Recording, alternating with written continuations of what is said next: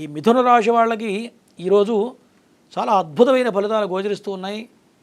మరి పంచమాధిపతి వ్యయాధిపతి అయినటువంటి శుక్ర భగవానుడు దశమంలో ఉన్నాడు. అంటే సంతానపరంగా ఎవరైతే ప్రయత్నాలు చేస్తున్నారో, ఎప్పటి నుంచో సంతానం లేక బాధలు పడుతున్నారో వాళ్ళందరికీ కూడా ఈరోజు అనుకూలమైన కాలంగా గోచరిస్తుంది.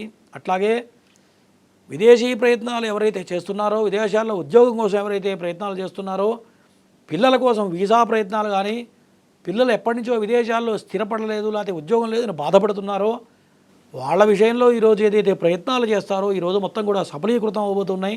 అన్నిట్లో ఎటువంటి సందేహం లేదు.